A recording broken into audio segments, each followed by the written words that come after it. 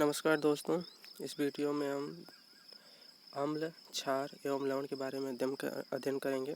जो वीडियो का 8वां भाग है। अभिलयन में क्या क्या होता है, मतलब हम अम्ल, क्षार या लवण को मिलाते हैं तो कैसे कैसे परिवर्तन होते हैं, इसी के बारे में पढ़ेंगे। किस धातु या फिर किस विलयन में अगर हम अम्ल या क्षार को मिश्रण करते हैं तो क्या बनता है, उसी के बारे में पढ़ेंगे। तो अगला स्लाइड में अम्ल एवं क्षारक धातु के साथ कैसे रिएक्शन करते हैं। मतलब देखिए, अम्ल और क्षार दो चीज़ें हैं।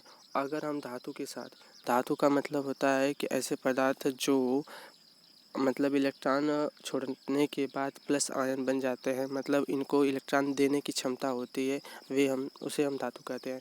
मतलब जैसे हम सोना, एल्युमिनियम, जिंक, ये सब ऐसे पदार्थ होते हैं जो धातु के श्रेणी में आते हैं। सोडियम हुआ, ये सब धातु है। मतलब अगर इन सब चीज़ों को हम अम्ल या क्षार के साथ रिएक्शन कराते हैं तो क्या ऐसी अभिक्रिया होती है। तो पहले देखते हैं धातु की अभिक्रिया। ठीक है, यह अम्ल का मतलब कॉलम है और ये क्षार का कॉलम है। तो देखते हैं कि अम्ल अगर धातु के साथ मिल रहा है, तो ध्यान से देखिएगा इक्वेशन को। अम्ल अगर धातु के साथ मिल रहा है तो लवण और हाइड्रोजन गैस निकलती है। तो यही हमें याद रखना है कि अगर ये अम्ल धातु के साथ रिएक्शन करेगा, इम्पोर्टेंट बात यही है कि अम्ल अगर धातु के साथ रिएक्शन करेगा तो लवण और हाइड्रोजन गैस मिलेगी। इसको नोट कर लीजिएगा। जैसे उदाहरण में दिया गया है कि HCl एक अम्ल होता है और जिंक एक धातु है। अगर हम इनको दोनों को मिला रहे हैं, मतलब HCl में अगर जिंक को हम डालेंगे तो क्या होता है, देखिए ZnCl जिंक क्लोराइड बनेगा प्लस हाइड्रोजन गैस निकलती है। देख रहे हैं ना, हाइड्रोजन गैस निकल रही है। यह इक्वेशन एक बार में ना समझ में आए, लेकिन समझना जरूरी है। ठीक है, अब हम देख रहे हैं क्षार के साथ धातु का क्या रिएक्शन होता है। तो जब क्षार धातु के साथ रिएक्शन करते हैं ना, तो लवण और हाइड्रोजन बनती है। मतलब बात वही है, सेम है। अम्ल चाहे धातु के साथ रिएक्शन करे, चाहे क्षार धातु के साथ रिएक्शन करे, लवण और हाइड्रोजन ही बनना है। ठीक है, भले ही लवण के स्थान पे कुछ और बन जाए, उससे मतलब नहीं है, पर ध्यान रहे कि लवण ही बनना है। ठीक ना। तो देखिए यहाँ पर NaOH आया, तो इसका मतलब हाइड्रोजन क्या है, हाइड्रोजन ऑक्साइड है ना। तो इसका मतलब ये हो गया कि ये क्षार है। इसमें HCl था, मतलब H था, तो यह क्या हो गया, ये H+ है, तो यह हो गया अम्ल। मतलब ये अगर क्षार धातु के साथ रिएक्शन कर रहा है तो बन रहा है कि सोडियम जिकेट बन रहा है और हाइड्रोजन गैस निकल रहा है।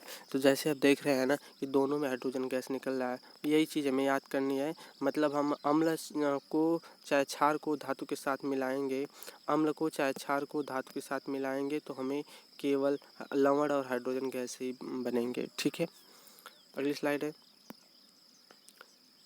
अगला है कि धातु कार्बोनेट तथा धातु हाइड्रोजन कार्बोनेट का अम्ल के साथ कैसे रिएक्शन करते हैं, अभिक्रिया करते हैं। मतलब धातु कार्बोनेट और एक होता है धातु हाइड्रोजन कार्बोनेट। ठीक है, अम्ल के साथ अगर मिलाएंगे तो किस तरह की अभिक्रियाएं होती हैं, उसको देखिए। अम्ल के साथ अगर रिएक्शन करते हैं, किसके साथ, अम्ल के साथ रिएक्शन करते हैं, किस चीज़ का, धातु कार्बोनेट का। तो पहली पॉइंट नोट कर लीजिए कि अम्ल अगर धातु कार्बोनेट के साथ मिल रहा है, किसके साथ, धातु कार्बोनेट के साथ मिल रहा है, तो क्या बन रहा है, लवण बन रहा है। मतलब हर अभिक्रिया में केवल मतलब लवण बनेगा। उसके साथ साथ क्या चीज़ बन रही है, कार्बन डाइऑक्साइड और पानी।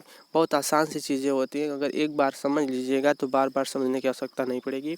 यहाँ पर देखिए, अम्ल अगर धातु कार्बोनेट से रिएक्शन कर रहा है तो बन रहा है आपका लवण, कार्बन डाइऑक्साइड और पानी बन रहा है। ठीक है, अगर यही देखिए यहाँ पर नीचे लिखा गया HCl अम्ल है, Na2CO3 या धातु कार्बोनेट। CO3 का फार्मूला होता है कार्बोनेट, इसको हम कार्बोनेट ही बोलते हैं। ठीक है, यह कार्बोनेट होता है। अगर हम इसको अगर पूरा नाम दे तो यह हो गया सोडियम कार्बोनेट। ठीक है, मतलब HCl को अगर सोडियम कार्बोनेट के साथ मिलाएंगे तो क्या बन रहा है, देखिए लवण, यह नमक जो है ना, लवण होता है। NaCl plus carbon dioxide plus पानी, यह तीनों चीज़ें बन रही हैं। और अगला हम पॉइंट देखते हैं कि अम्ल अगर धातु बाइकार्बोनेट के साथ रिएक्शन कर रहे हैं तो क्या बन रहा है, अम्ल अगर धातु बाइकार्बोनेट के साथ रिएक्शन कर रहे हैं तो लवण, कार्बन डाइऑक्साइड और जल। मतलब ठीक दोनों का कंडीशन सेम है, मतलब वही दोनों कंडीशन बनेंगी। बस याद रखना है कि किसके साथ क्या रिएक्शन हो रहा है। पहली स्लाइड में हम चलते हैं एक बार फिर से। तो यहाँ पर देखिए, अम्ल धातु के साथ रिएक्शन करके लवण और हाइड्रोजन गैस बन रही थी, सिंपल सी। बात है। अगले हम यहाँ पर अगर हम पढ़ रहे थे कि अम्ल धातु कार्बोनेट के साथ रिएक्शन कर रहा हो, जो धातु बाइकार्बोनेट के साथ रिएक्शन कर रहा हो, तो दोनों में सेम चीज़ें बन रही थी, लवण, कार्बन डाइऑक्साइड, और जलती नहीं बन रही थी। ठीक है, तो इसका उदाहरण देखते हैं। HCl अम्ल है, NaHCO3 यह धातु बाइकार्बोनेट है। तो अगर हम इनको रिएक्शन कराएं तो क्या बन रहा है, नमक, कार्बन डाइऑक्साइड प्लस पानी बन रहा है। तीनों चीज़ वही सेम बन रही है। मतलब हमें याद रखना होगा कि धातु कार्बोनेट हो चाहे धातु बाइकार्बोनेट हो, अगर हम अम्ल के साथ रिएक्शन कराएंगे तो लवण, कार्बन डाइऑक्साइड और जल बनेगा। ठीक है, अगला इधर हम क्षार के साथ रिएक्शन कर रहे हैं, तो क्षार के साथ रिएक्शन करने पर कोई अभिक्रिया नहीं होती है, सेम टू सेम वैसा ही पड़ा रहता है। ठीक है,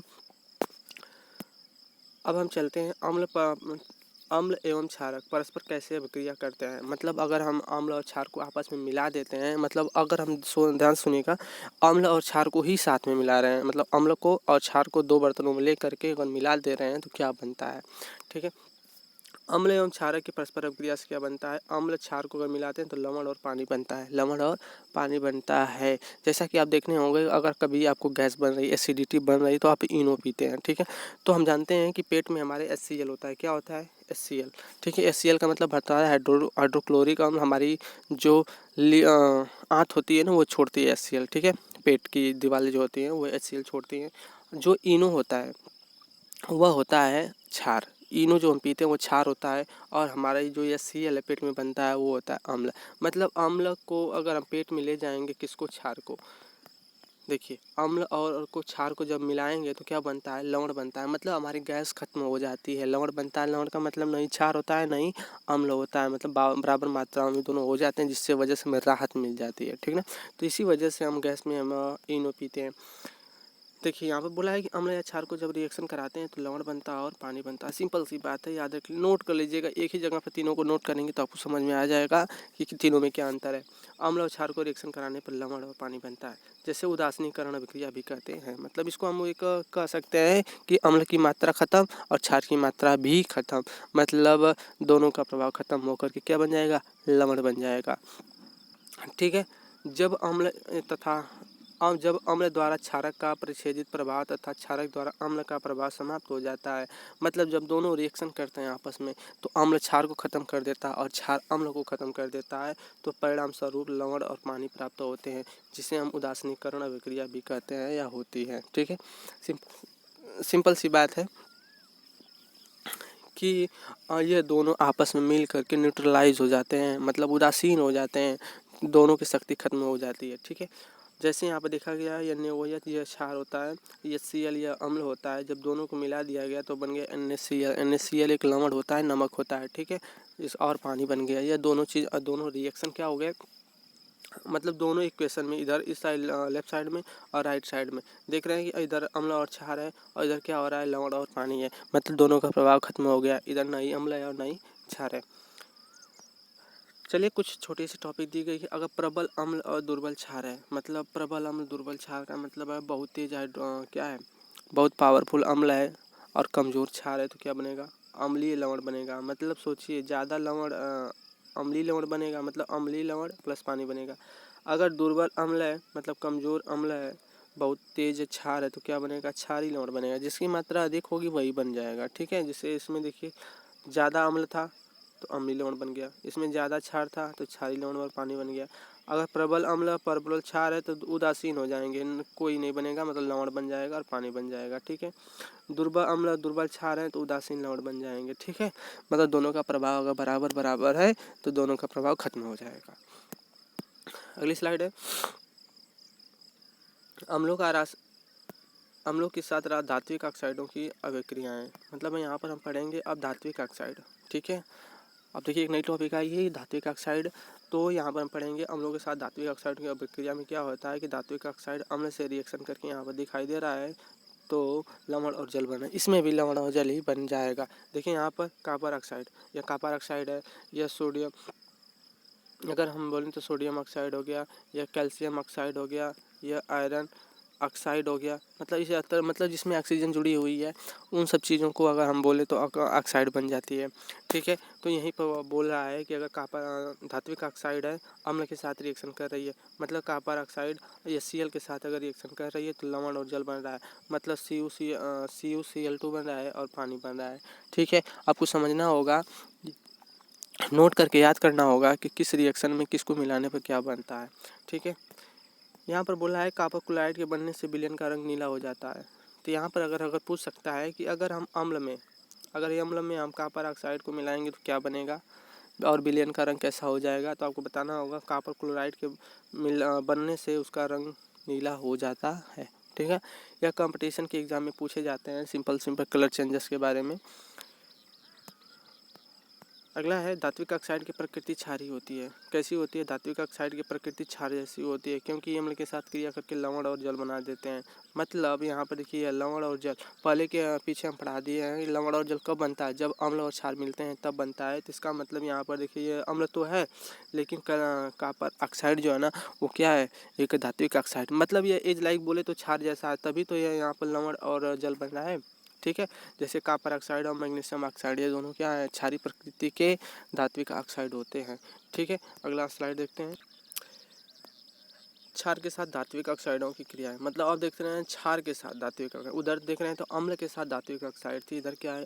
क्षार के साथ धात्विक ऑक्साइड है। मतलब हम अधात्विक ऑक्साइड की क्षारों के साथ रिएक्शन करने पे क्या होता है? तो यहाँ पर बोला अधात्विक ऑक्साइड क्षार के साथ क्रिया करके लवण और जल बनाते हैं। यहाँ पर भी लवण और जल ही बन रहा है। ठीक है, बता रहे थे कि आपको अम्ल और क्षार मिलाएंगे तो लवण और जल बन रहा था, धात्विक ऑक्साइड और अम्ल मिला रहे थे तो भी लवण और जल बन रहा था, और यहाँ पर बोला है धात्विक ऑक्साइड और क्षार मिला रहा है तो भी क्या बन रहा है? आपका लवण और जल बन रहा है। इन चीज़ों को अगर एक साथ लिखेंगे तो आपको कंपेयर करने में आसानी हो जाएगी। ठीक है, तो यहाँ पर धात्विक ऑक्साइड ना होकर के आपका है, यहाँ पर धात्विक ऑक्साइड ना होकर के अधात्विक होना चाहिए। ठीक है, अधात्विक ऑक्साइड होना चाहिए। ठीक है, मिला दीजिएगा। ठीक है, तो यहाँ पर अधात्विक ऑक्साइड क्षार के साथ रिएक्शन करके लवण और जल बनाते हैं। यहाँ पर देख रहे हैं कार्बन डाइऑक्साइड। ठीक है, यह क्या है? कार्बन डाइऑक्साइड है। ठीक है ना, कार्बन डाइऑक्साइड क्या होता है? अधात्विक ऑक्साइड होती है। मतलब कार्बन क्या है? कार्बन एक अधातु होता है, तो ऑक्सीजन से रिएक्शन किया है तो अधातु ऑक्साइड बनेगा ना, मतलब अधात्विक ऑक्साइड बनेगा। और यहाँ पर देख रहे हैं क्षार, कैल्शियम हाइड्रा ऑक्साइड, यह आपका क्षार है। क्षार अगर हम अधात्विक ऑक्साइड से रिएक्शन कर रहा है तो आपका बना कैल्शियम कार्बोनेट और प्लस पानी। आई बस समझ में, मतलब ये लवण बन रहा है प्लस एक कपा जल बन रहा है। तो यहाँ पर देखिए अधात्विक ऑक्साइड प्रकृति में अम्लीय होते हैं, तभी तो लवण और जल बन रहा है। मतलब हम क्षार के साथ लवण मिलाएंगे तभी तो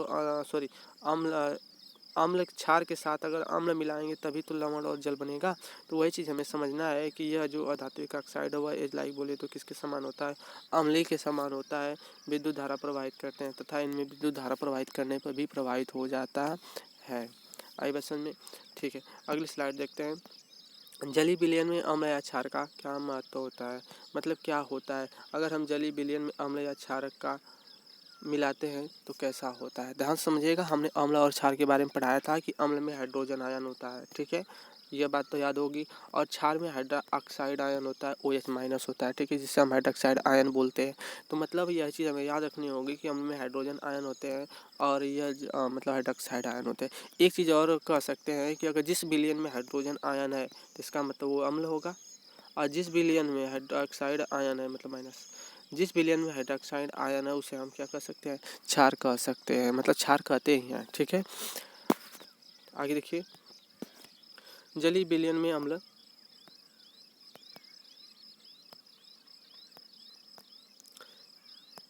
एक मिनट,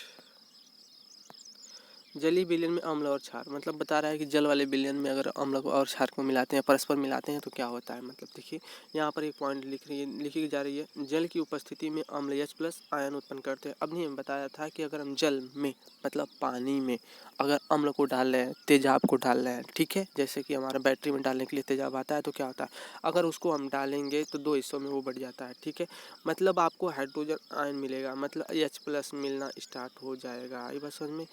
क्यों? क्योंकि अम्ल कभी भी पानी से रिएक्शन करता है तो H+ से छोड़ना स्टार्ट कर देता है। ठीक है, H+ या H3O+ जिसे हम हाइड्रोनियम आयन के रूप में पाए जाते हैं। मतलब ये हाइड्रोजन आयन है और ये हाइड्रोनियम आयन है, ठीक है। हाइड्रोजन आयन ये है और यह है हाइड्रोनियम आयन के रूप में पाए जाते हैं, ठीक है।